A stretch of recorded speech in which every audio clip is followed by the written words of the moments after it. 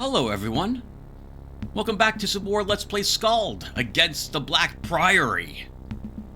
In the last episode, we started playing the game. Our protagonist, Trimus, a champion, has been hired by Lord Cato Baron to find his daughter, who had, for some unknown reason, taken a ship out to the Outer Isles, in particular to Idra. She seems to be being guided, if her father is to be believed, by some sort of insight or guidance from some place that he'd rather not acknowledge.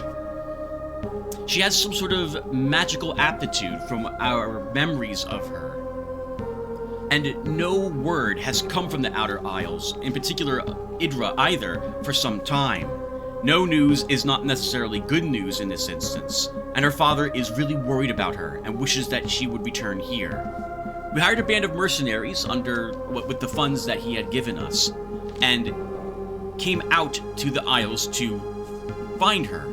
However, the ship was attacked by some sort of kraken or giant monstrosity. The crew aboard the ship were part of the Navigators Guild, and they themselves were not eager to put landfall on this island, believing that they were being hunted.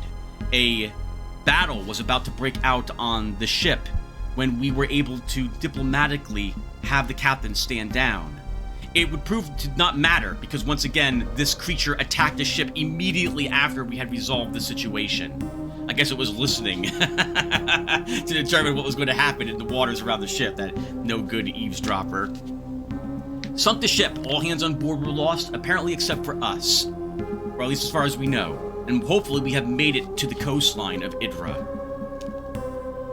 Alright, and that's a good summary, I think, viewers. Let's go ahead and begin playing the game. Before we get started, we should talk about... Well, actually, no, let's move up a little bit, because the game's going to do a little bit of a tutorial for us.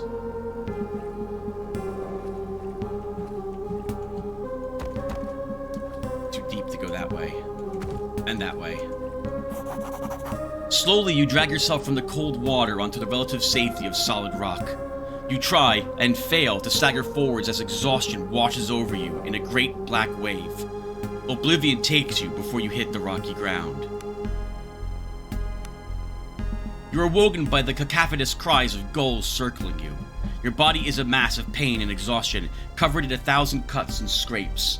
The large white birds gather around you in eager anticipation. What a magnificent feast your bloated corpse would make. Not today. Minutes or perhaps hours pass as you lay unmoving, trying desperately to will some warmth back into your body. Finally, you manage to force your eyes open. By some miracle, you are not only alive, but you find yourself on the shores of the cursed island of Idra. Strewn around you is the wreckage of the Zephyr. You see no other survivors. Lest you find equipment and companions soon, you may have cheated death in vain. Yeah, we're likely to be attacked by who knows what out here. And or without food or water will starve or die of thirst. Now, there is no hunger or thirst in this game. And to my knowledge, aside from like 1 or 2 encounters, there's no reason to concern yourself about fatigue either. Just as a heads up. The game's not going to do a little bit of tutorializing about injuries. And we'll cover them though here, right now. Note that our character up here looks rather grim. He's been really hurt. Note as well that we have lost vitality and wounds. Whenever you suffer wound damage, there's a high chance that you will have some sort of injury. The injury affects one of your extremities or your torso, similar to the Commodore game, Warriors of the Ras 3, The Wild. A game I really like, by the way. Anyway, I'm babbling. In this case, Trimus has an injured head, so we have some sort of nasty gash on her head. It gives us the status flat-footed, which is doing -1 awareness, initiative, intellect, and presence on us. And it won't go away. Despite healing potions or spells, we have to rest to recover it. Remember what I also said about wound damage? We can cast a minor healing spell upon us, but it doesn't cure the wound damage. We are permanently down this until we rest, or until we level up. You might remember that we did the prologue in the last episode, and all the quests you complete therein gives you more experience points when you return to the present. this has allowed us to level up. And when we level up, our character will heal completely the vitality, wound, and attunement that they are low on. I will use their terms one more time. Vitality is life that you can recover. Wounds is life that you cannot recover unless you rest. And attunement is your mana. Alright, so we level up. Drimus reaches level 2. We gain +4 maximum vitality and +4 max attunement. For the first time in your life, you are overcome with a sense of purpose. The path ahead will be undoubtedly difficult, but you are certain it is the one you are supposed to take. There we go. We healed all that, and our injury is also healed. I am going to imagine that because this game world has Cthulhu-esque type deities, perhaps a good aligned deity exists as well that is watching us. And it gives us a little bit of help if we can prove to them that we have struggled enough. Oh, you know what it is? It's like someone watching a video and they like the video and they give it a thumbs up. That heals you. I'll go with that. Anyway, when we level up, we get development points to spend. To my knowledge, you always get 3 development points when you level up. And we've covered how to spend these already in the last video, so I'll spare you guys that. I'm thinking we'll go up Sword Initiate and grab Blade Damage, which increases our damage by just 1 point, mind you. That's not terribly much, but it all adds up over time, so we'll take it. And I also wouldn't mind having Thrust and Parry. With our last point, I think we'll take Faithful Initiate up a rank, which will give us increased healing.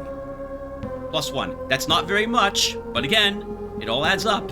In Dungeons & Dragons, I would have, 2nd edition, I would have killed to have +1 on Cure Light Wounds.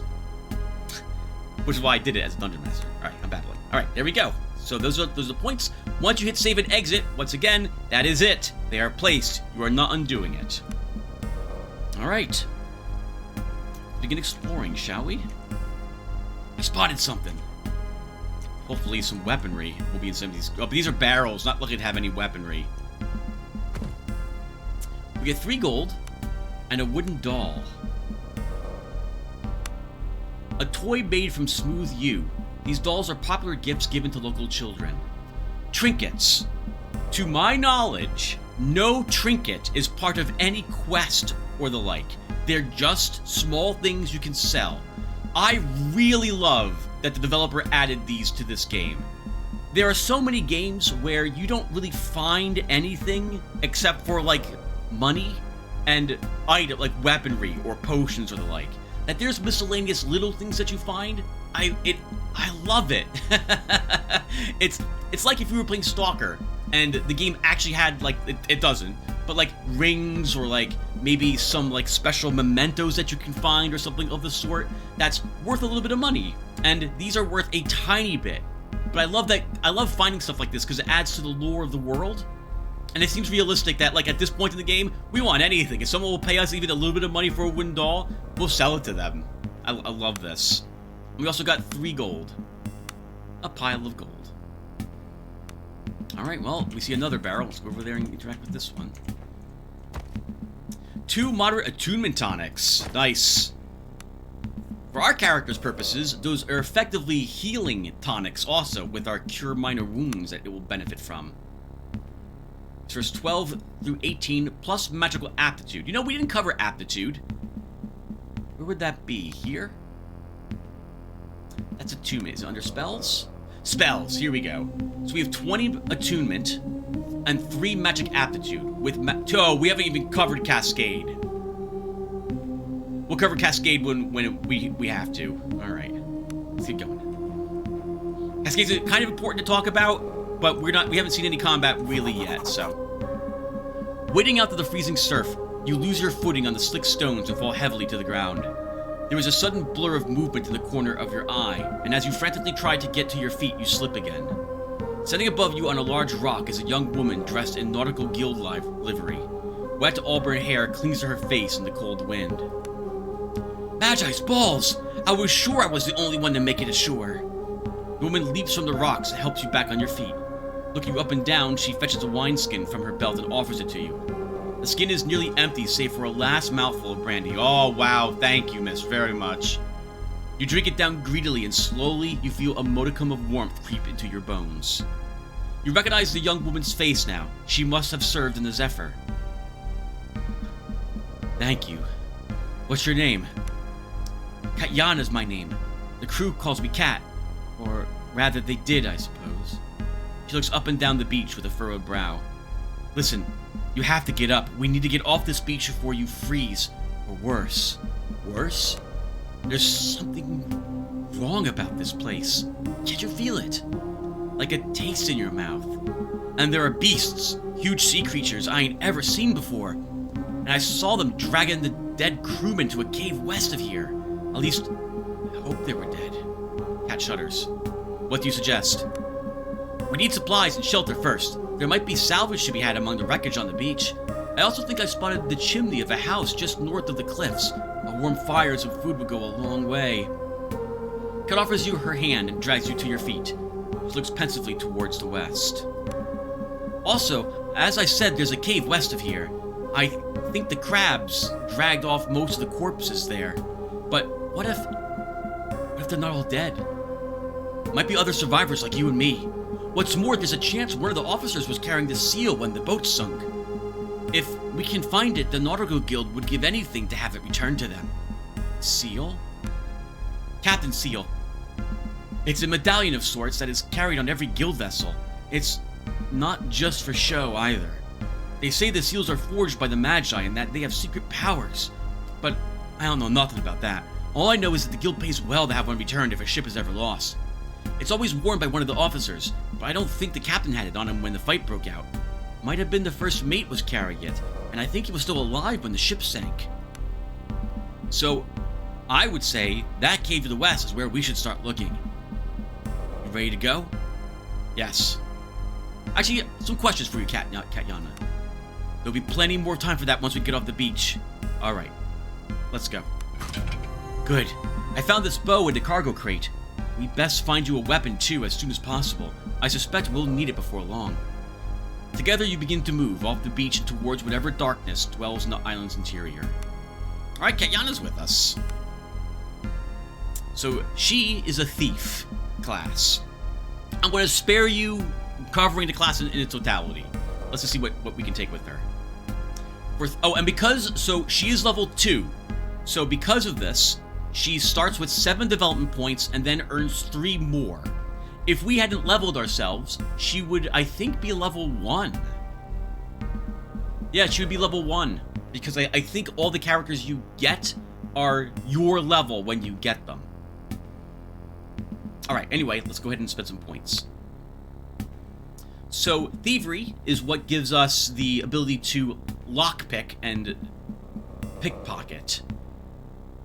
And Stealth keeps us hidden. I wouldn't mind having at least 1 rank in both of these, so we'll go ahead and...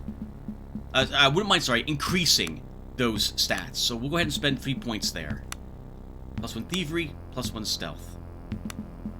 We need her to be able to fight, so we're going to take light weapons initiate. Now, this is a bit different than our weapons, right? Our weapon feats are bladed weapons, for example. Light weapon means any weapon, as long as it's a light weapon. There are ranged light weapons, and, well, there's ranged any type of weapons, and melee versions of these weapons. We'll take at least 2 points, 2 ranks in this as well, which is to say, 3 ranks in this as well. And Tradecraft, which gives her the ability to backstab, and will increase the backstab damage. A character, I guess we should read this really quick. So, a character, backstabbing occurs when something is flanked, or you are stealth. The enemy is not aware of you at all, or they're panicking, in which case you crit and backstab enemies, if I recall correctly. I think we will take 3 points in this. We have 1 point left over, actually. We can increase her piercing damage, so she'll want to be using weapons like a dagger, I think, or a bow. Oh, we could also, These are all pretty decent. Mobility initiate would give us evasive. We haven't, well, I'm jumping the gun and beginning to plan ahead the things I want. I think here, this early game, we'll go ahead and grab a Pierce damage upgrade with her. Alright. There we go. Let's also save the game. New save time. This is a... Let's play Trimus, Chapter 2.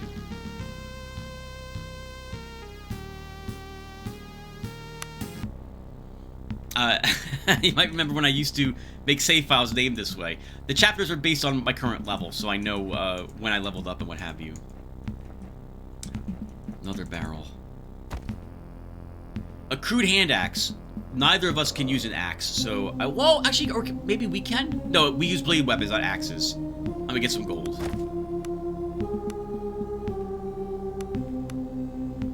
Yeah, we can't use it. Oh, we should equip some stuff, though. So, Kat started with a crude light club, a crude short bow, and she has 18 poor arrows as well. We have 5 thieves' tools, and that's it so far. Okay. Save.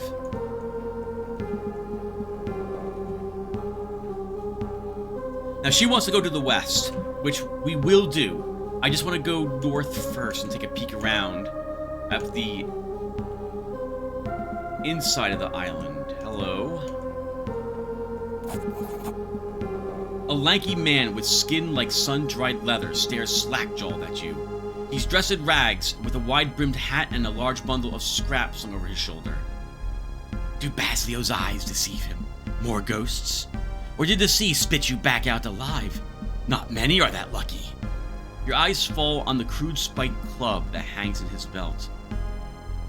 Who are you? Basilio makes his living picking at what the mother of maelstroms does not swallow. And it's been rich pickings as of late, crates and barrels, and even the odd fleshy morsel. The man bears a row of blackened teeth in what you assume is a smile. What's the club for? The club is caked in dried blood and of crude design. It has the look of a tool used well and often. Basilio offers up a chuckle that is chillingly out of place as he pats it. Every now and then, Mother Maelstrom offers up a little fish that have a bit of fight left in them. All Basilio does is help put them to rest. I see. Listen here. Basilio has a proposal for you. The man smiles in greedy anticipation. Sure is bursting with bounty today. Man can make a fortune if he sets his mind to it. Better yet, no need for Basilio to risk his hide. You seem fit enough, and I've got coin. I'll buy whatever you bring me. Might even have a piece or two to sell you if you're interested. Just beware them clippers. Clippers? Aye, crabs and critters and such, growing large and strange this time of year. Get your leg in their clippers and they'll lob it right off, so you best be careful. But not to worry, Basilio's always given them the laugh, even when he was wee. Must have been just as big back then, though it doesn't really feel that way. The old man's brows furrow, and for a moment he's lost in deep thought. In any case... And by the way, giving them the laugh, that's a Planescape, lingo. That's Planescape lingo, I love this. In any case, Basilio will be warming his bones up at the old abandoned farmhouse right behind us. Find me there. We'll see. The man slinks off into the fog, heading north. As his form dissolves into the nothingness of the mist, you can hear him muttering to himself excitedly. Well, he may have a weapon, so I think we definitely want to go there. We've only got 9 gold, though. Maybe we can get a little bit of funds from selling maybe one of our potions? So I think we go there first and see if we can get at least a weapon of some sort. I'll even take crude weaponry. Crude weaponry has a accuracy penalty to it, but it's still better than using your fists most of the time.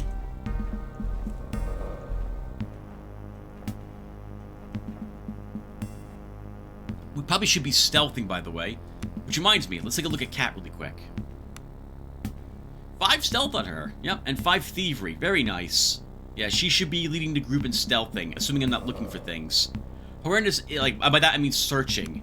Horrendous is a little lower, though, than what Trimus's is. pumpkins and mushrooms of some sort. The small farm is overgrown and derelict, and it appears to be abandoned. At one point, you muse, this must have been a quaint place, a good spot to raise a family perhaps. Suddenly, as if summoned by your very thoughts, the faint but unmistakable sound of children's laughter is carried on the wind. The sound is oddly distorted with a strange echoing quality, and for some reason it chills you to your bones. The sound is interrupted by a woman's cry of pain, or perhaps sorrow. That sounds like something we should look at later, when we at least have some weaponry.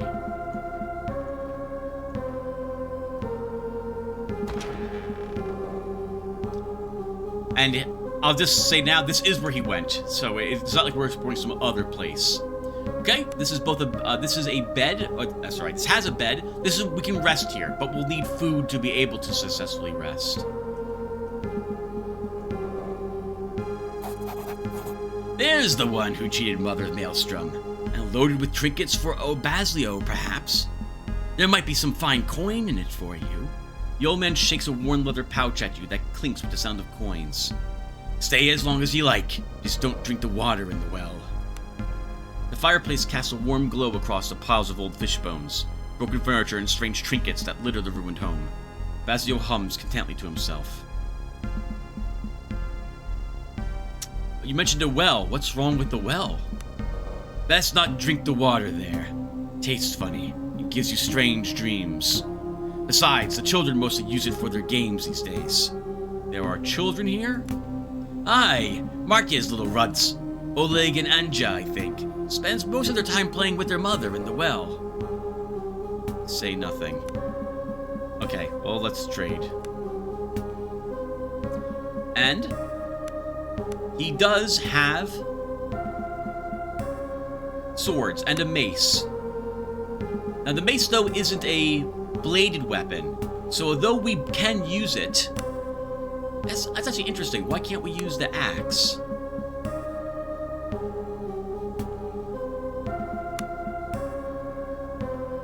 Oh, our class must say we're allowed to use certain... It's not based on feats, it's based on class. Okay, so our class is allowing us to use blunt weapons and bladed weapons, but not axes. Okay, so we have a crude long sword or a crude short sword.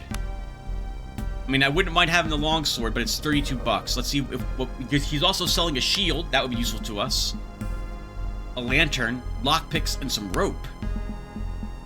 All right, well, let's sell the stuff we know we don't need. And at this point, I need to talk about merchants really quick. Note the price on the crude longsword when I have cat selected versus us. Diplomacy plays a role in what you get, and who does the talking determines whose diplomacy you are using. Down here, you can see what the amount of gold the merchant possesses, and what his prices are compared to other merchants down here. Basilio here is not the best merchant by far.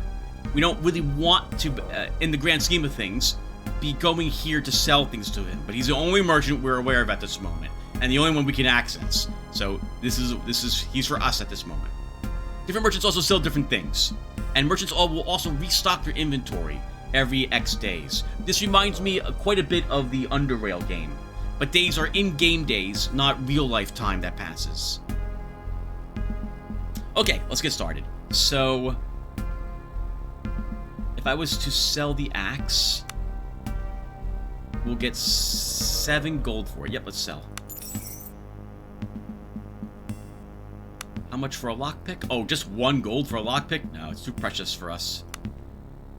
The wind doll isn't worth anything. Not even to him. Only 1 gold, but whatever. We need all the money we can get. We have 17. I'll pay 35 for a moderate attunement tonic, so we're going to sell him at 1. And with the 52 gold, we now have a little bit to buy some things. Enough to buy some things.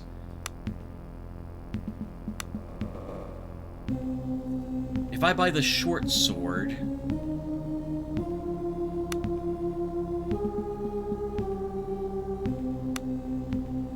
It's 16 for the shield.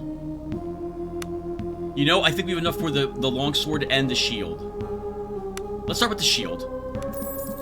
We do, okay, and we'll buy the crude longsword as well. Oh, you can steal things, by the way, in this game. I'll cover that really quick since we are still doing a bit of tutorializing here in the playlist. It's dependent upon the character's thievery. You can, I think, change your mind if you just. In fact, let's go ahead and see what happens here. So we'll use cat. We'll say, I know I can cancel if I wish. So let's try stealing something. The thing you want to steal must be selected, and then you can change your mind about who's going to try to do the stealing. But when you make a steal attempt, if you are successful, the merchant becomes more suspicious. He's just lost something, he doesn't know where it went. And it will become more difficult for you in the future to steal something from the merchant. In fact, we probably should have stolen the longsword, not paid for it, but it is too late. I suppose we could steal back the moderate attunement tonic. But as well, I guess I will mention this really quick, only some merchants buy stolen goods. And I don't think you should ever sell something that you stole from a merchant back to them again. So if we steal a moderate attunement tonic, we won't be able to sell it back to the merchant. At this early, the way I'm going to play the game as well is that if I fail to steal something, we're sticking with that choice. If you steal and fail, the merchant won't sell anything to you again in the future. A bit like the Subterra Core game from an age ago. Okay, well, we got some weaponry. Let's equip it. Not the best. It'll have to do. Shields, by the way, do not add to your soak. They add to your dodge, effectively blocking the hit, letting you avoid the hit in its totality. Alright. Let's go back out there. Now, viewer, I do know I can do some other things here, but I'm going to play the game similar to the way I played it my very first time I was through here. So we've got some weaponry. Kat wants to go to a cave she saw on the west side of the beach. So let's begin working our way out there.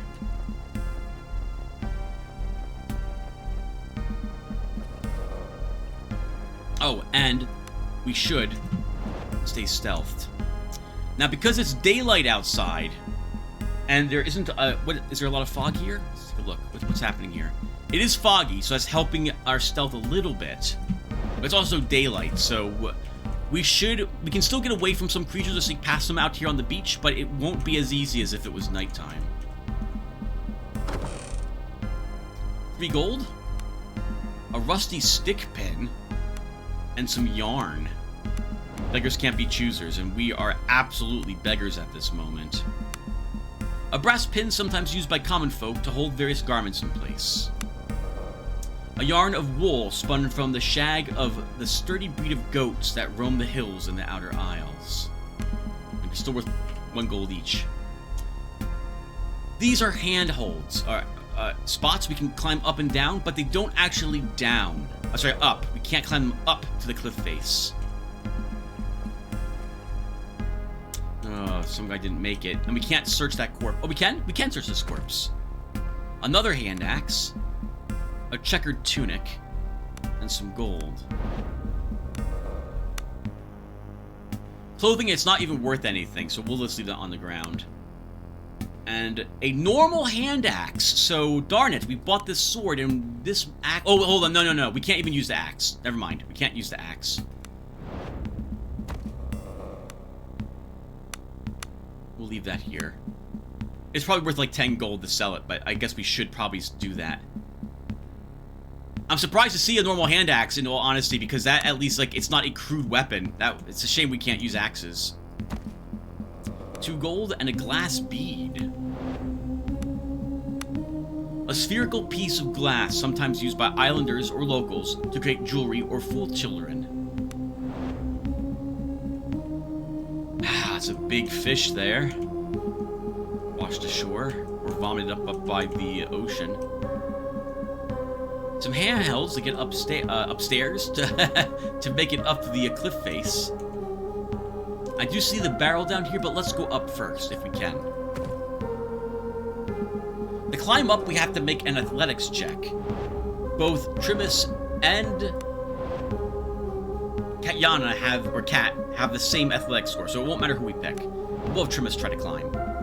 Trimus must roll a 7 or above on a 2d6 to succeed at his athletics skill. And I'll mention this one more time, and then I won't mention it again. Remember that we have 1 reroll because we're playing on normal. And what that means is the game's going to roll 2d6 twice. and whichever one rolled higher is the one it will show us. And we succeeded. You scale the wall.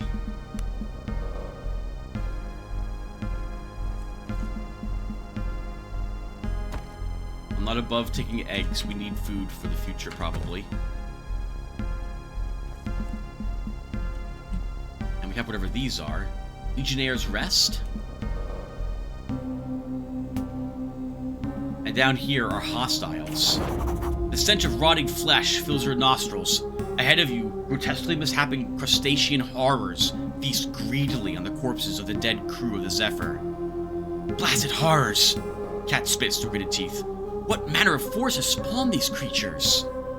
The clippers that Basilia was telling us about. Now, if we had walked up here in stealth, the game would have also de-stealthed us, and we probably would have had the fight. But because of where they're located, and they're unable to climb up the cliff face, the game won't actually have us fight them. And I don't think we can fight, because they're on a totally separate area. Even though we have ranged weapons, generally the game's not going to let you fight from a spot where the enemy can't strike you back.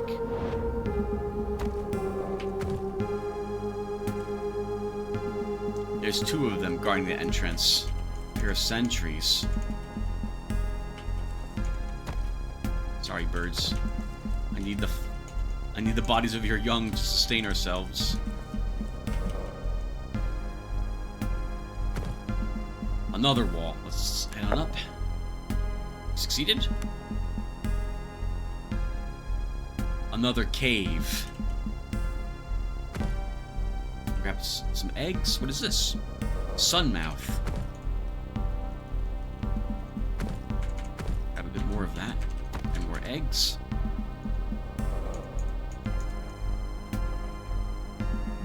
Someone was camping up here, and there's other hostiles over here. Dire hounds. A bit nasty, too. 1 through 5 damage and plus 4 to hit. They don't miss often. Star spawn. Another type of flower or something. Some eggs. Oh, we're no longer stealth, by the way. We should keep ourselves stealthed. Some rope, a backpack, and a telescope. But we saw someone over here, didn't we? We did. Oh, we're still stealth. He must be friendly because, oh, actually, he's wearing a checkered shirt, so it's probably a member of the guild. Standing on the edge of the cliff is a crewman from the Zephyr, lucky enough to have made it ashore. The man is swaying and looks in shock. I saw it! By the dead, I just saw it out there! That thing that sunk us! It's still out there!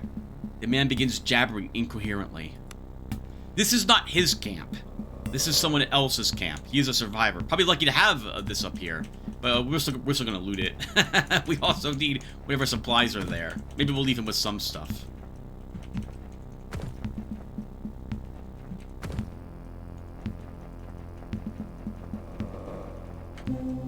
Okay, well, let's take a look at this stuff. The telescope? A finely wrought telescope used for astronomical observations. Its lenses are no doubt the product of some of the Empire's finest heliomancers, and allows stars to be observed even when in full daylight.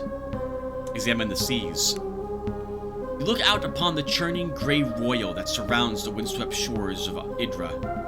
Far out there, among the great waves and the beating winds, you swear you momentarily see a great glistening shape shifting just beneath the surface. Whatever madness has befallen this island, you are certainly safer here than on any ship out there. Do it again? Can we look at the stars? Examine the sky in general. You point the telescope skywards, and after a few moments of searching, you find a gap where the stormy skies have parted just enough to allow you to examine the stars in their firmament. You can use this even though it's not night, so there must be something else about this world or planet we're in that allows us to use it during daytime. Lore 5+. Examine it more closely. Checks like this, some of the checks, it won't roll dice. It just says, hey, you gotta have that stat, and if you do, you automatically pass. If you don't, you can't do it. Yep, static test. Well, we succeed. A moment of confusion washes over you as you find yourself utterly disoriented in a sky you should know as well as back of your hand. Somehow, the stars you see in the sky are utterly alien to you. The realization leaves you chilled to your bones. Instinctively, you look away from the strange stellar vista. Look back at it? Oh no! Training the telescope on the southern-eastern quadrant of the sky, your eyes are immediately drawn to what appears to be something akin to a small reddish cluster of stars. Though at the first, the tiny speck is hardly noticeable, it seems to grow larger as you regard it. At once, you are struck with the terrible realization that as you are watching it, it is gazing back. Tear your eyes away. You feel as you feel tendrils of something utterly alien grasping at your consciousness, you tear yourself away from the telescope in panic. You turn away from the cursed apparatus and decide to never again use it. We have a penalty now to ourselves. Fearful. -2 to hit, -2 willpower. Roll successful willpower saving throw at the end of each turn to remove. Can be removed by magic. Wow. I never did that before. I didn't even realize that was a thing I could do. Okay. We looked up into the black abyss and it stared back at us. Let's grab some rope. And this backpack. We have 24 gold, we're taking it. Some brandy, we'll take that. Some food rations. And the astronomer's journal. A trail ration of dried meats, fruits, and grains. As short to filling as it is boring. Eggs. Don't put them all in one basket. Smart. Very smart. Brandy. A bottle of strong Gormian brandy. Tired old mercenary's best friend. It will remove afraid, but it will give us intoxicated. Which lasts until we rest. Which is all these penalties. So I'd rather not drink the brandy. A 20-foot coil of hemp rope. Indispensable for spelunkers and mountaineers, and all adventurers generally will always have some rope with them. Oh, we found a few other things, by the way. I do know that sometimes when just walking around, you'll pick up bugs. You just pick them up. Or maybe they come with like some of the plants that you interact with. What else do we have? So we have the astronomer's journal. Let's give it a read. The journal contains a large amount of tabulated data that appears to be astrological in nature, interspersed with notes. The final entries appear to have been made only days before your arrival. Observe strange dancing lights in the sky, not unlike those sailors to the far south described near polar regions, yet somehow different. Colors indescribable, mesmerizing. For a fleeting moment, I even thought I heard a sound, somewhere between a deep wail and singing. Could not perform observations tonight. Charts or instruments are off and I cannot make sense of the sky. There are bodies there. Bodies that are alien to me. It must be some form of comet storm or some other extraordinary astronomical event that has not been predicted in the Imperial charts. They are wrong. I've done the calculations over and over and I come to the same conclusion. The stars are wrong in so many ways. As I observed the alien cluster in the southeastern quadrant, it dawned on me with absolute certainty. I am not watching them. They are watching me. I dared look again, yet I feel compelled to do so. They beckon to me. I'm certain that if I look again into that dreadful cluster in the southeastern quadrant, I shall be undone. That there are answers there, deeper and more profound than any mortal mind can comprehend. I believe I shall look again. I must. And I guess it took him, because he's not here any longer. An emerald king insect. Called the king of insects due to its shimmering emerald scales. Its royal title, however, does not keep it safe from the alchemists and artificers, who consider it a prized reagent. Legionnaire's Rest. A delicate flower that is said to grow on the sites of battles over the graves of dead soldiers. Rockcrawler insect. While most citizens of the Empire would be disgusted by its presence, this larva-like insect can be useful to those who know what to do with it. Sorrow Eater. Typically given as a gift to those in grief. It is said that if the plant is placed near your bed, it will gorge on your despair, offering some slight respite. I love the lore for all this stuff. It's amazing. I'm totally going to grab all like these herbs and add them to my Dungeons and Dragons campaign, right along with the Lone Wolf ones I use. Star Spawn, named due to an old wives' tale in which flowers begin to grow at the sight of a fallen star. This white plant is often given between lovers as a sign of affection. Sunmouth, often found growing in areas of direct sunlight. These bright flowers are often used as decoration during the summer solstice. An amethyst, a common variety of quartz, often believed to offer enlightenment. This gemstone is often found in the mountains of Gorema. An opal, the semi-precious stone is found in Far Ashara and is often inset in items of power. You can also rest up here if we wanted to, but pass.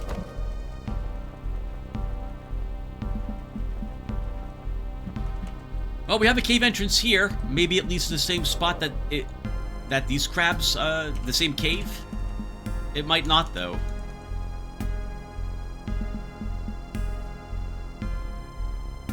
Let's try the other cave. I have a bad feeling about this one. Now, we have a rope, by the way, so we can fix the rope to this and automatically pass the check. But we can't fail going down.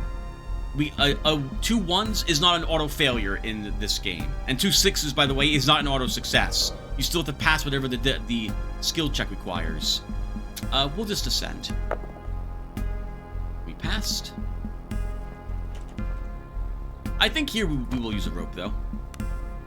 There we go, and now we'll automatically pass that check.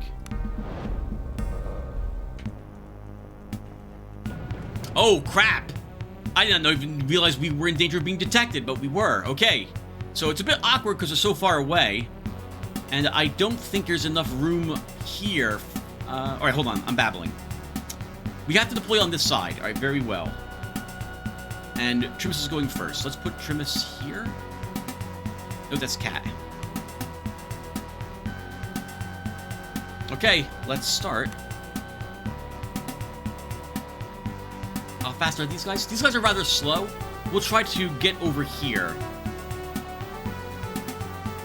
On one hand, it would be probably better for us to stay on this side so we can use 2 people to attack a single crab. But I'll charge in. And Cat will follow. So, let's move up 3 spots. Oh, well, a whole bunch of nonsense happened there. Okay, I hit the wrong buttons and everything.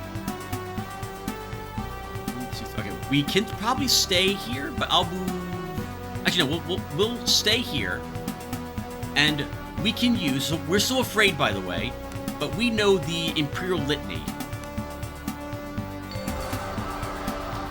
Imperial Litany removes fear effects that are on us. We basically chant like a prayer to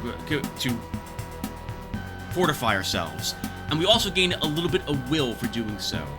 Now, even though that was an action, rather that was a skill, it consumed our movement but not our action. We could still attack if we wanted to, but I'll just defend.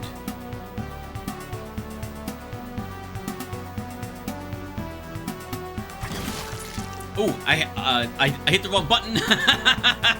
I meant to switch weaponry with her, but I hit the wrong button. Okay, so we instead attacked, and she killed the crab that was right in front of us with a critical hit. Good for you, Cat. All right, let's attack this crab. It's panicking. We also critical hit it in the head. That will follow up, but she's not going to attack because Trimus can probably finish this.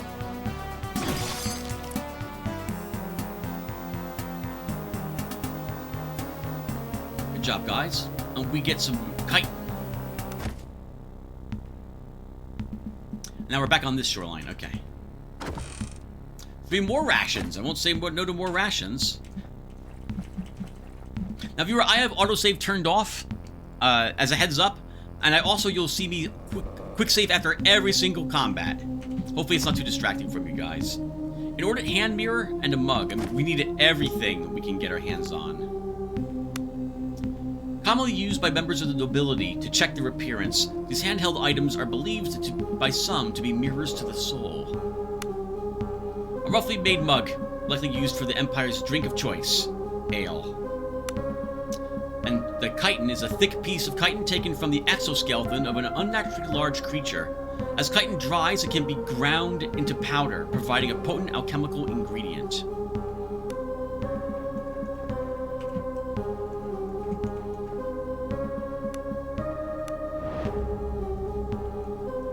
Well, in we go.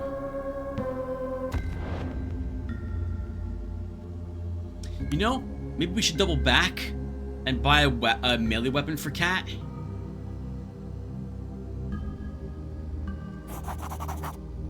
We'll investigate a little more first. Eons worth of the sea's ravage upon the land has given birth to this cave. From its depths, a stench of seaweed and rotting flesh rises. So foul is it that it feels as like some evil entity is attempting to force its way through the pores of your skin into the core of your being. We have to make a toughness roll. But only one of us has to do it. Oh, but we only have a 2 toughness on both our characters. Not likely to succeed, but we do once again get to roll twice, so... Well, the game's gonna do it for us. We failed. You have been found wanting. Your breathing becomes rapid and shallow as your mind is flooded by the image of foul things in the darkness, feasting on the spilling entrails of swollen sea corpses. The chamber around you spins and you vomit explosively. Feeling utterly empty, you regain your composure after a few minutes. The narrow passages of the cave ahead seem foreboding. Oh, we are diseased! That's what that... nauseous. -1 strength! Oh no! Alright, we do less damage, we hit less often. We have no way to remove it either. Alright, well, we can't be helped. That's the first time I've actually failed that check, too. I thought for sure we would pass it. Oh well.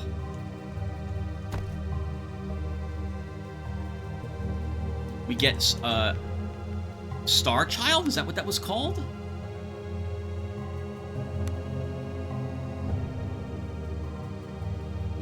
That's not it. Cave Child. A small pinkish mushroom that is sometimes found in caves. Though eating it will cause acute vomiting, it is a valuable alchemical agent when used properly.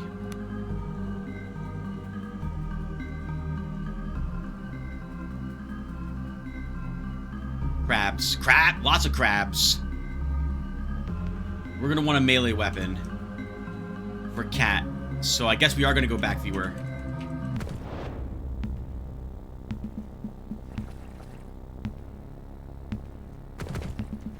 And they'll still be there when we get back.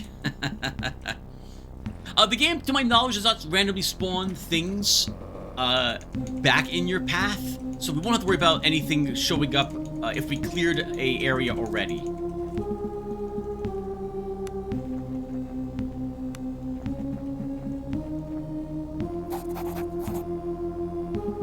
Okay, we're back, Basilio. Let's trade. It pains me a little bit to sell a normal hand axe, and it was worth 10 gold, but we're still gonna sell it.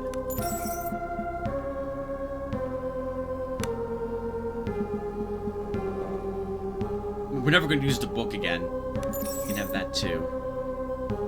And we'll sell all the trinkets we possess. Or most of them. I kind of want to sell the opal and the amethyst to someone who might... a better person, as it were. I guess the 9 gold is... 105 for the opal is also very nice. We'll sell the amethyst to him, but hold on to the opal at the moment. As for weaponry, Cat needs some stuff, right? So let's... Oh, she can use the axes? Really?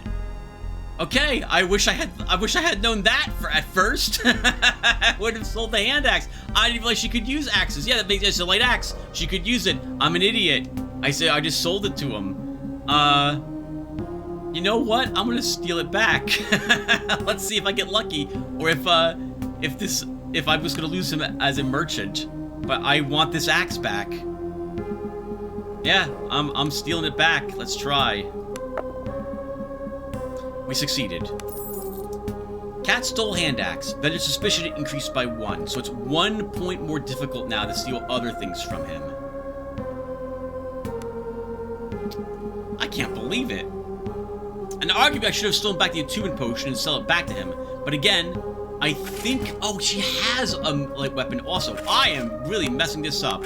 But the hand axe is better than the light club was. Yeah, more min, more max damage, better crit, and more accuracy on that axe.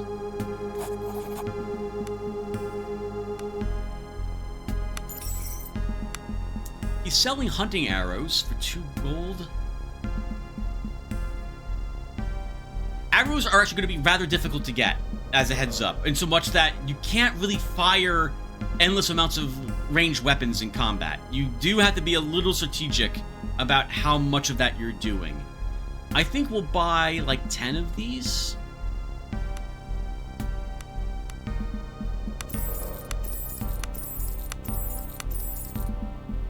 We'll just buy 5 at the moment.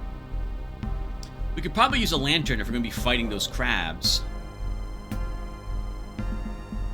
Or exploring the cave. So we'll take one of those too. More rope could be useful.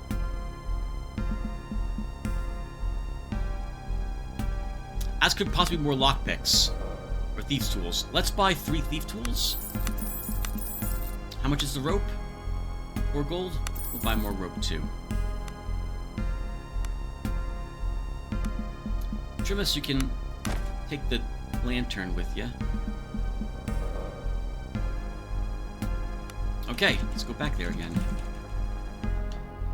Actually, there's something in here we should examine, I suppose. There's this.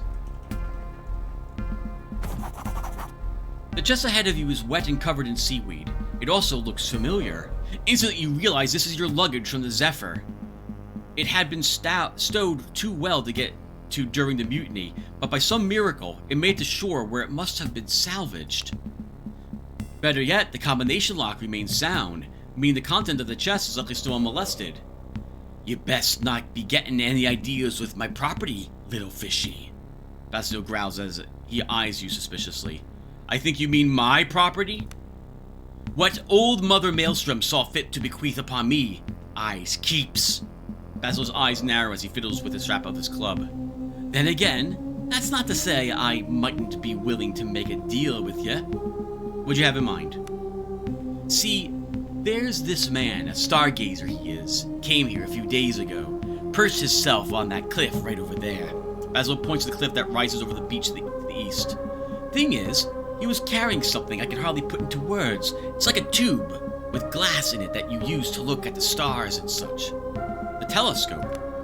Aye, that's what he called it. Old Basilio would love to have it if he can get your way up to where he made camp. There's meaning in the stars, you see. Old wisdom and such. And don't fret, Basilio saw big old fat crows circling near the camp. I bet Basilio's eye that the stargazer's dead and rotting and his telescope's just waiting to be salvaged. I'll see what I can do. We could try to persuade him to just give us the stuff anyway, but no, I think that's a fair thing he's asking us for.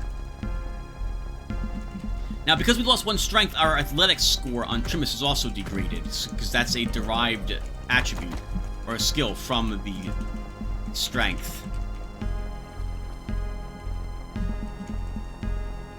We could rest to get rid of this, I think, right? Or is it a disease? No, it's a disease. Is that right? No, it does say last until rest. So unlike the disease we got from the rats in the first episode, we can actually just get rid of this one by sleeping. We did pick up that other rope, so I guess we'll use it here. And just not bother with the check. Now, we could have done this earlier, but I chose not to, because I didn't realize that chest was there the first time I played the game. You cannot bring yourself to look into that cursed telescope again. Take it.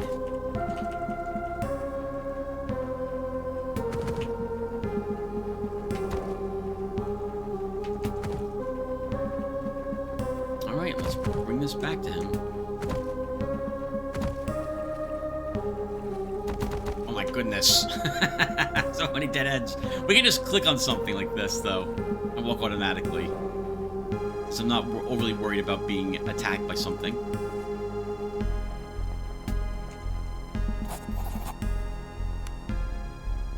I have the telescope for you, Basilio. As you hand the telescope over to the wreck picker, his eyes light up in a not wholly sane manner. "Chest's yours, little fish!" Basil shouts over his shoulder as he rushes out into the yard with his new prize. The chest is unlocked. 100 gold, a tabard, scale mail, and a fine mace. Scale mail, 5 soak, 2 encumbrance. We'll equip it. The tabard is probably better than our rags. Yeah. We'll equip it as well. We're looking for the part now. And the mace does less damage, less crit than the sword, but does have +1 accuracy. So we'll use it at the moment. And now we can sell the sword, so we didn't actually have to buy it anyway. Well, I'd rather have had it, and I suppose, and needed it only once, than not have had it at all. And I doubt just eggs are used in anything. They're not. Alright, let's sell some stuff then. So we'll sell the crude sword. Our rags are worth nothing. Let's give it to him anyway. And we'll buy another 5 of these.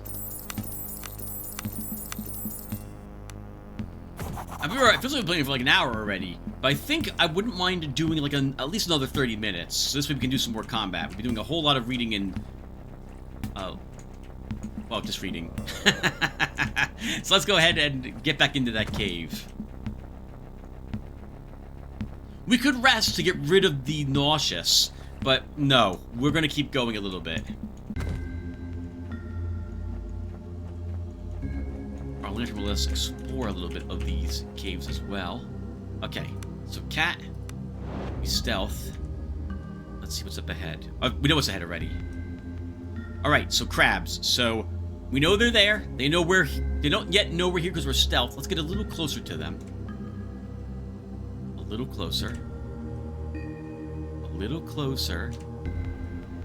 One more. And let's fight them. Like Underrail, if you are stealth and begin oh, there's a big crab here, by the way, I didn't notice. If you are stealth and then enter combat, and the enemy is unaware, you have a great chance to get a free round on them, effectively, which is what's going to happen here. This crab is not alert. This means that it is effectively, it won't get a turn. It's going to activate and then get a turn. Or rather, I'm messing up describing it. They're effectively just going to activate on their turns. And I'm up first, followed by Cat. Let's do...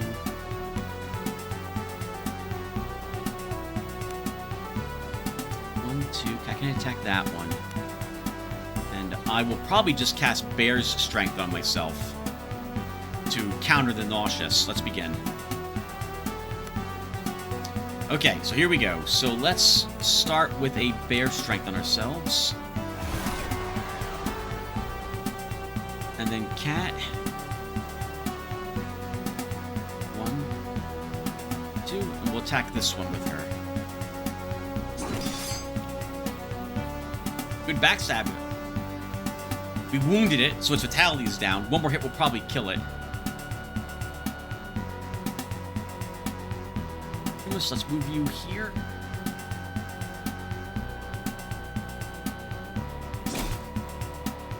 Oh, okay. It looked like the crab was down 1, but our character did have his weapon raised, so we were right adjacent to it. We panicked both the little crabs. Oh, sorry, a little crab and the big one. So they'll pass a turn as they run.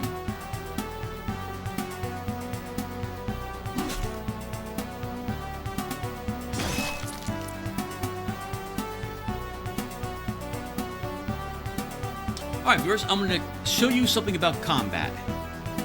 When you are adjacent to an enemy, you become locked in with that enemy. We can move away from this little crab if I so desire, by moving, let's say, here. Oh, it's... Okay, never mind. It's panicked. Ignore me. Ignore me. Let's go here and hit it. Cat, let's move you here and finish it off.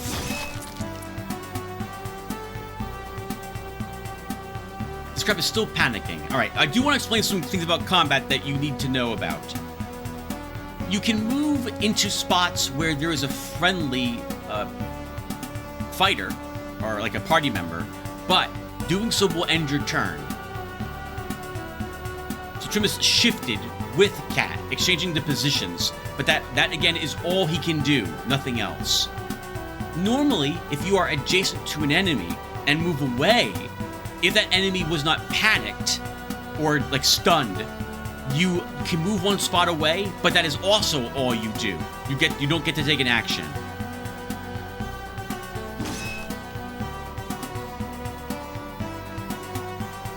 This was wonderful. Good. Oh, but we missed that attack. Good job, guys. When you and another friendly are on the two opposite sides of a target, as we are here, you will flank that enemy, as represented by this symbol above them. Your chance to hit is improved, and if you backstab, you backstab. If you backstab, you backstab. If you have backstab, you can backstab the enemy at that point. And we leveled! Alright, that's good. I don't really want to level quite yet, though. We'll use a minor lay on hands to cure Cat some of her wounds. And we'll wait to level at this moment. Just a little bit longer. We get some more rope. Another lantern. Oh, we'll take it and sell it, I suppose. A chest. Our athletics is 0 on Trimus, so we're going to rely instead on picking with Cat. We succeeded. 33 gold, a breastplate, and a crude club. Well, the breastplate's we definitely want actually, we want all of it because we're going to be selling stuff. Oh, and because I went to here, I double-clicked on him to go to our inventory. We level up now, so I don't have a choice. Every step forward is worth celebrating, no matter how small. Keep going, and soon the path behind you will be nothing more than the path ahead. Oh, we do cure diseases when we level. Oh, that's interesting. I didn't realize it. I did not think that happened. All right, there we go. That happens. What are we taking?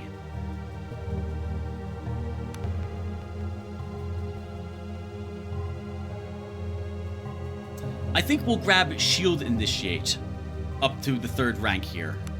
So Shield Training, +1 Shield use. What this means is that we gain +1 more point of dodge if we have a shield equipped. So, oh, Tim, are you sure then? You're not going to be using two-handed weapons with him.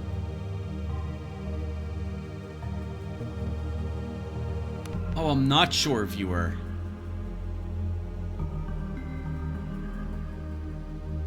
I'm not sure.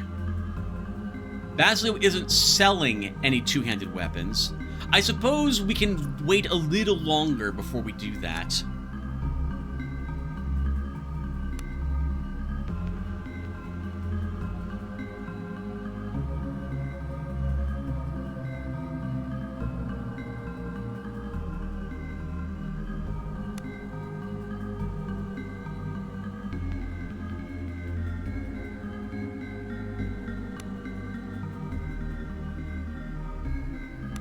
Sorry, viewers. I'm thinking about what I want to take here.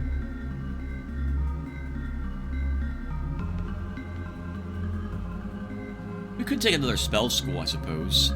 I'm going to want at least 1 rank in all of these on Trimus.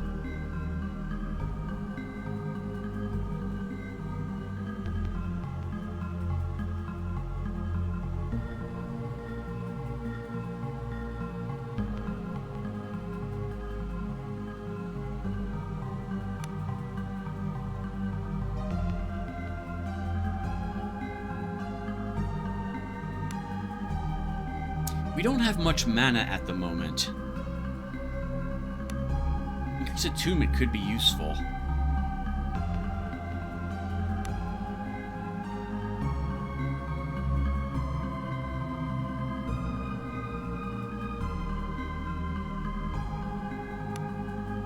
You know, I'll take it. Let's grab an increased attunement for more mana. And this one leftover point, we'll actually put it into Body Magic Expert.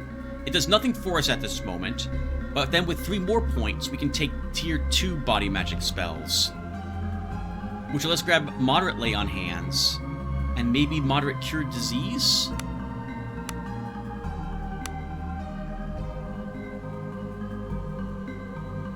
Or Pestilence could be nice. Just disease everybody.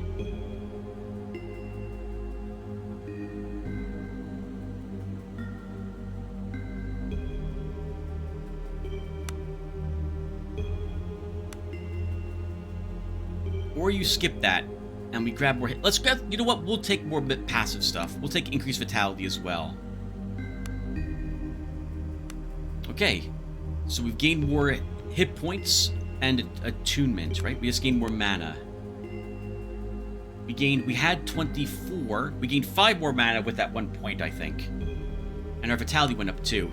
I don't know how much the Increased Vitality increased what we had, though. Old and ruined shipping crates litter this part of the cave. Only smugglers would use a place like this to store their goods. Perhaps there are other similar caches to be found on the outer isles?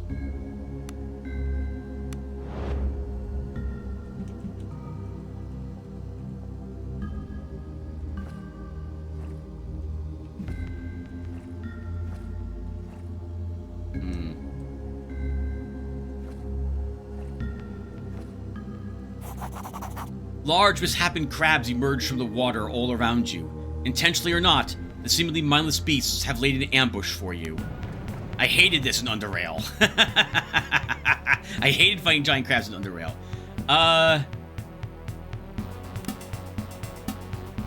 Who's going first? Okay. Trimus will go here. And Cat goes here. Because I don't want Cat to be surrounded. We have better armor than her. And maybe even better dodge. She has +3 dodge. We have +2 dodge. Never mind. Okay. So let's do this and start. Alright, Cat. Oh! You cannot, to my knowledge, use ranged weapons if something is adjacent to you, by the way. I really like that. I run that way in my own campaign, so that makes sense to me. We'll use a bear strength on ourselves.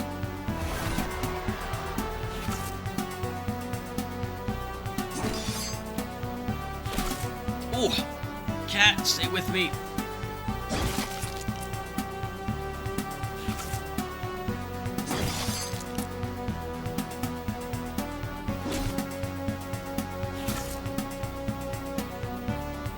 Probably don't need to swap to a ranged weapon, but let's do it. And kill it. Good job, Cat. Need more chitin.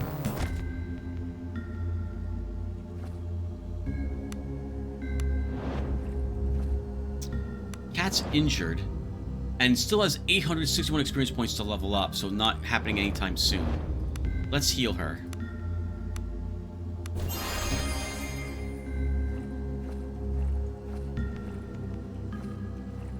Oh. And it's also technically now chapter 3 time.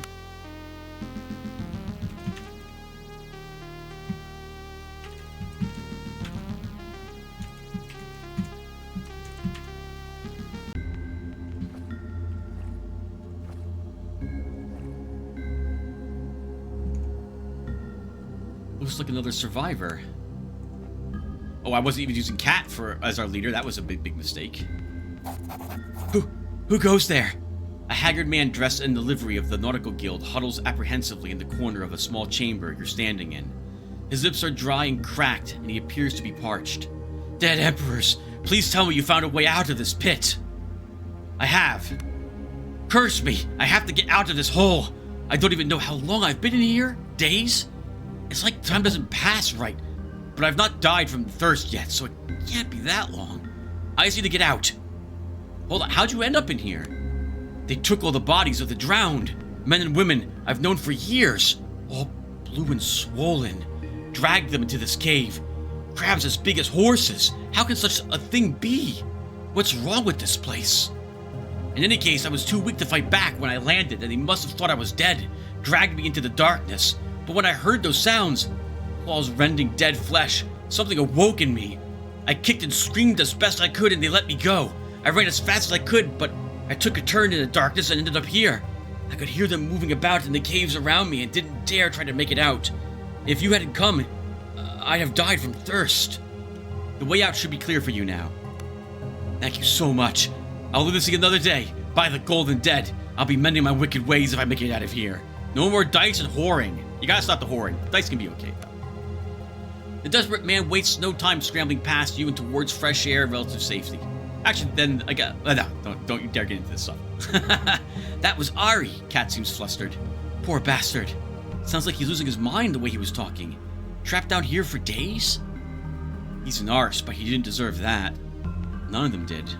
Yeah, we just were shipwrecked. He must have been here for just a few hours. Lockpicking time. We succeeded. By the way, if you failed to pick a lock, you waste a lockpick but can make another attempt. A cure disease potion and 2 cure poison potions.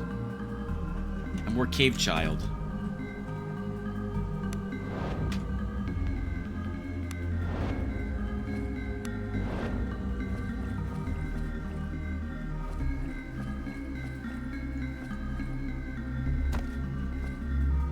When I'm stealthing and walking around in places I'm not familiar with, I will tend to take my time, because I don't want to accidentally be holding down a movement key, end up running into something I didn't know was there, and all my stealth is gone, and I can't react to that fact.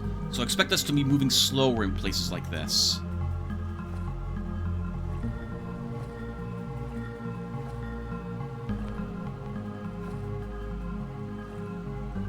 Something's there, but we don't know what it is. There's 3 things here. Well, let's fight them.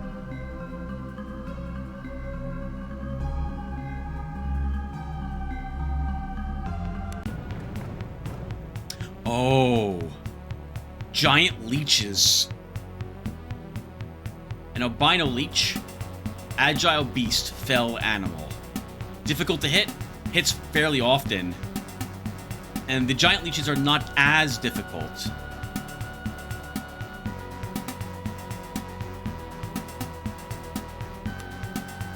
We'll get a free round on them before they activate.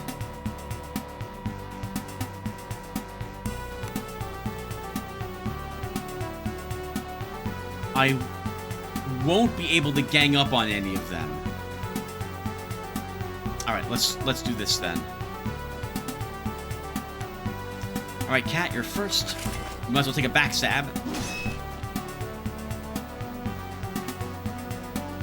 Reminds me of, like, lampreys. Oh, we'll be attacked by both of them. Let's move here. I think I do want to attack right now. Let's hit the stronger one.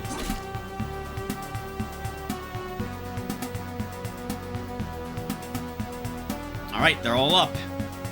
Cat, let's swing. Got one. Didn't panic either of the others. Let's use a bear's strength on ourselves. Oh, wiggly infectious, so they have a disease as well. Let's flank it. Nice, critical backstab. Almost killed it. Oh, we're bleeding. Bleeding. We have to make a toughness saving throw each turn to remove. Otherwise, we lose 10% of our hit points each turn. We're gonna heal ourselves, because I think Minor Lay Hands cures bleeding. It does. But we got bleeding again.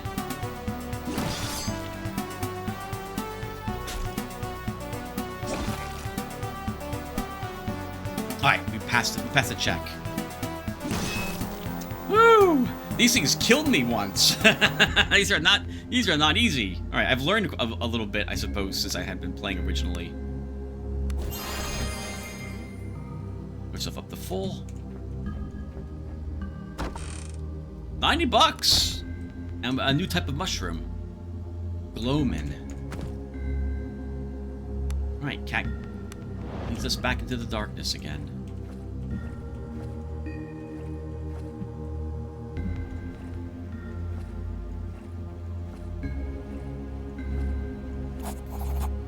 A strangely haunting piping can be heard from the caves ahead. Surely it must be the wind? Then again, it rises and falls with an eerie sense of musicality that does nothing to set your mind at ease.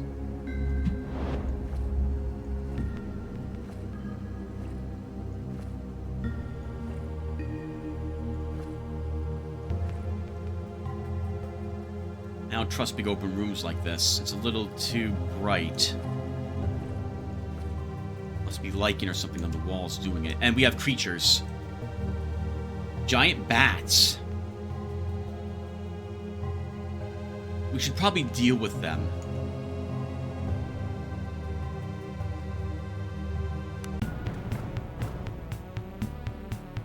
Once again, they're not alert at the moment, so this is when we want to strike them.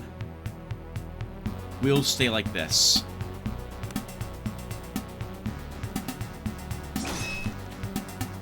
Good backstab. Injured that one's head. We'll be flanked here, but I'm still going to do it. Yep, to kill one. And we panicked another one of them.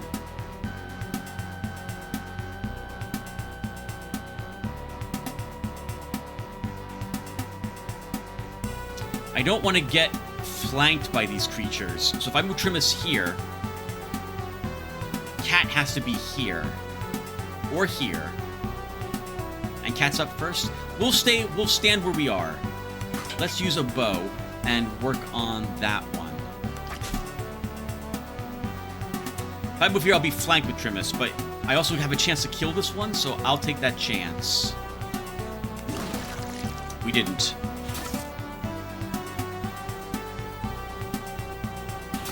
Yep. Trimus is flanked.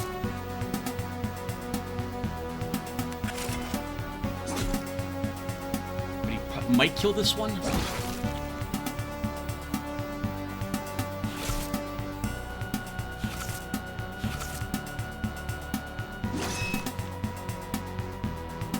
Good hit, Cat.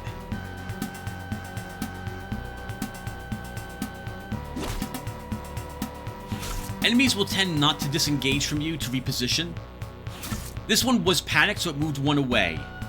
I guess we'll show you what happens. So, normally I'd stay here and attack this one, but I'm going to move here instead. Note it says disengages. So because we moved out of melee combat with something that that was actually engaging us, like it could fight us, we didn't lose the rest of our turn to do so. This is a source of confusion from probably some people, because they don't realize you just can't move wherever and whenever you would like to.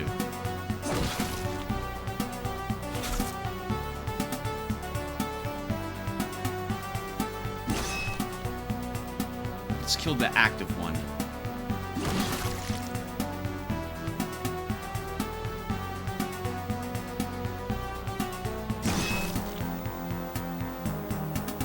Good job, team.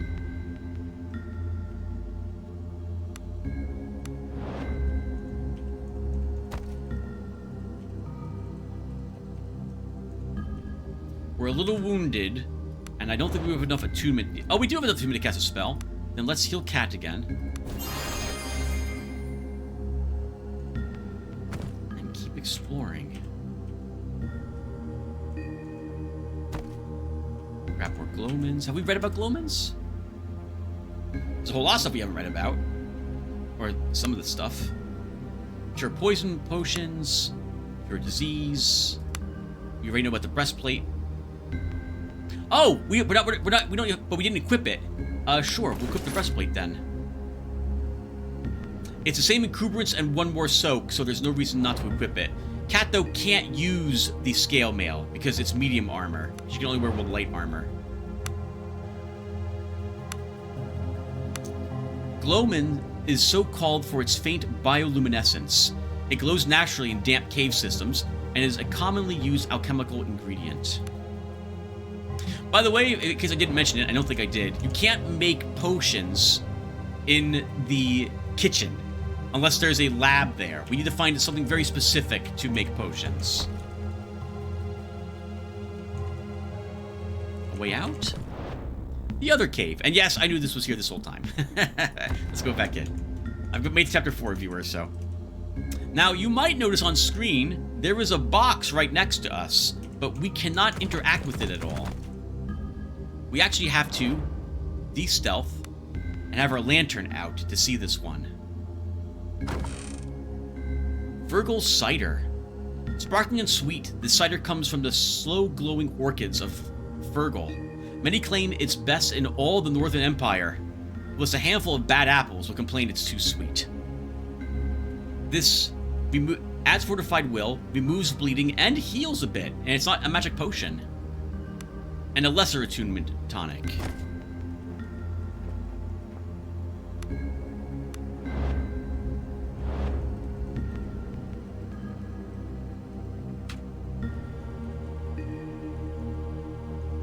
So we've been everywhere here, viewer.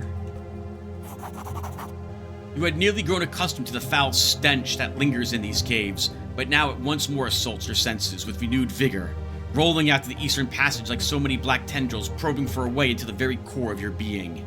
Whatever lies ahead must be at the center of the rot that permeates this pit. Let's see if Kat can make her toughness check. She's a tough girl. She also failed. You vomit violently, and the sounds of your retching echoes through the chamber around you. With each spasm, your gasping draws in another lung full of tainted air until you feel permeated by the foulness. Where do you end and the filth begin? Where does it end and filth begin? That's what it said. Kat is also nauseous. Minus 1 strength, so her melee damage and chance to hit goes down. We could cure it with a cure disease potion. And you know, we have one of those, so why not, right?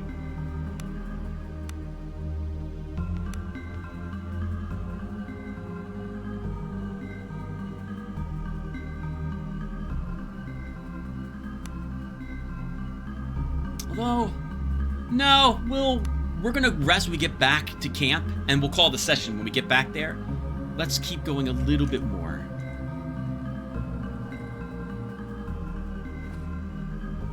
Oh, well, this is interesting. This is where the crabs brought the victims of the victims, brought the dead of the Zephyr.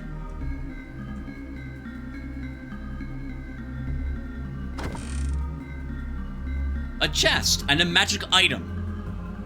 Masterwork Traveler's Boots of Defense. Adds +1 to dodge. Will sound good for Kat. Or for Trimus, I mean, both of them can use them. But I think Kat will be the one to get them. Now, magic items, as I mentioned earlier, are completely random. The first time I opened this chest, I got gloves that added to my soak, but also gave me +1 lore as well. The second time I opened this, I found a magic sword. This time I've gotten boots of defense. So it's very interesting, the various different items you can get here. These boots, by the way, give you 1 dodge, but also add 1 encumbrance, I think. But it's apparently not doing that to Kat? Okay, whatever. We'll skip them to her.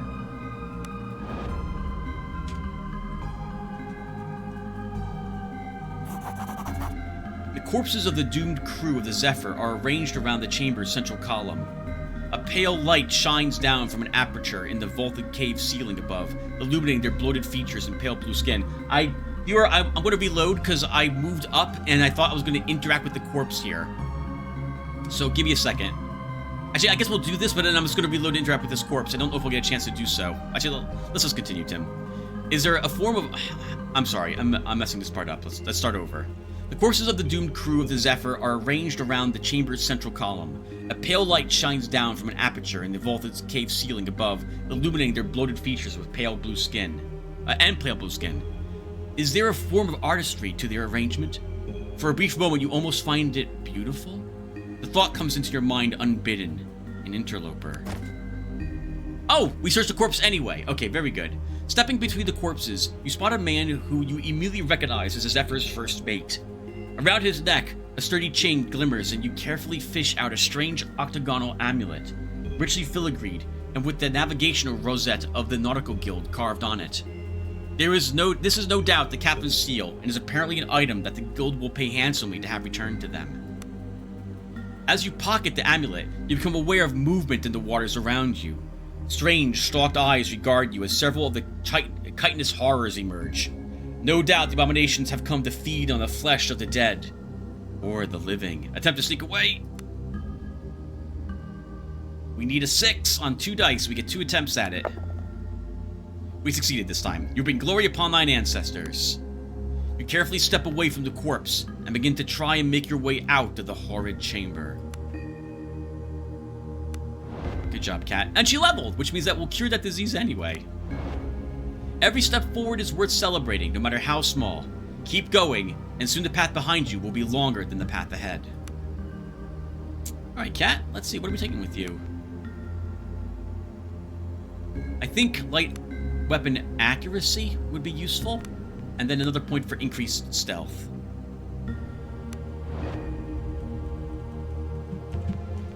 And let's get out of here.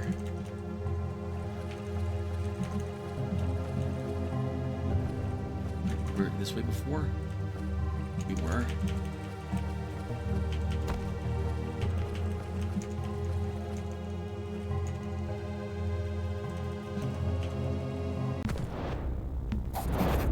Stepping into the fresh air, you pull the strange octagonal guild seal from your pocket and examine it more closely. The dark metallic surface is covered in intricately carved lines and symbols. It reminds you of a mix between a compass and an astrolabe. Lore vs. 12. Try to think if you've heard something about something like this before. We succeeded. You have indeed heard about this type of device before. As you understand it, it allows the officers of a nautical guild ship to operate the vessel's complicated navigational instruments. But more than that, it also serves as a device that records the captain's log. No doubt the information stored inside this device is the true value of the nautical guild.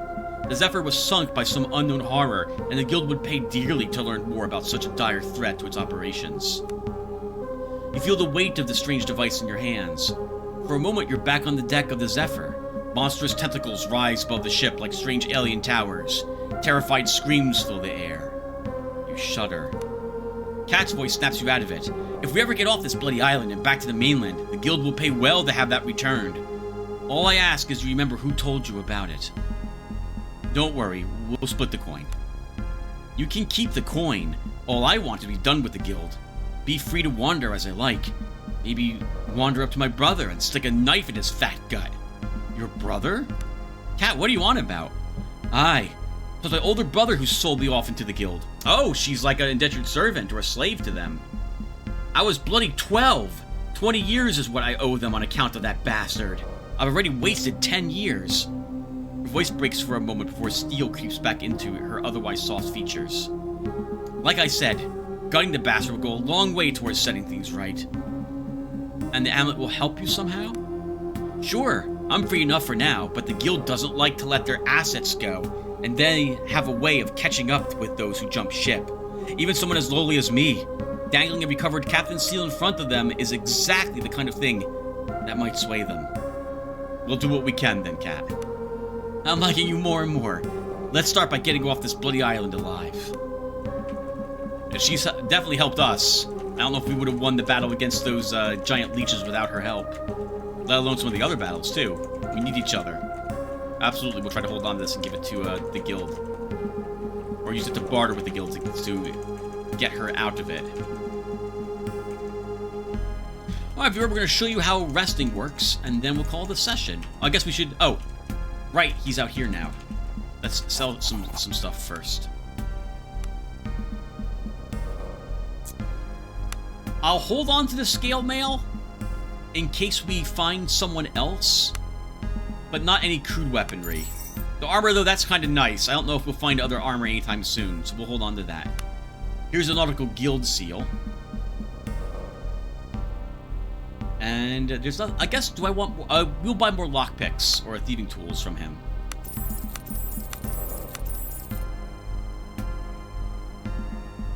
I'm tempted to have Cat try to steal back this moderate attunement tonic, but nah, but not at this moment.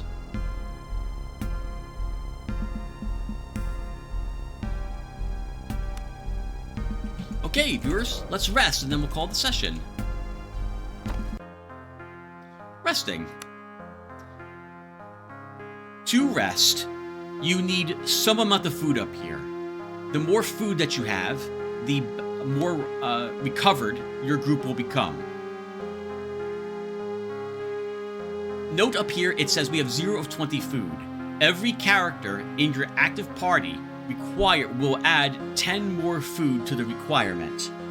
So, if we had 4 people, we need 40 food total to be guaranteed a full recovery, which will heal all vitality, all wounds, and all attunement. In this instance, I think we'll go ahead and just use 20 food anyway. We do have 6 rations, and each ration is worth 10 value. Eggs are worth 1, if we wanted to spend 10 eggs in one ration. But eggs are used in recipes, and those are almost, if not always, better to make than just the ingredients it would take to make them. Over here, then, we have options of how we want to spend our time, assuming your characters are not heavily wounded. There's training, which will give you about maybe 34 experience points. Foraging, which gives you a chance at getting a food ration, what we're spending up here. Fletching, which gives you some hunting arrows. Entertaining, which gives the motivated buff to everybody, which improves your will, and something else as well. And that's it.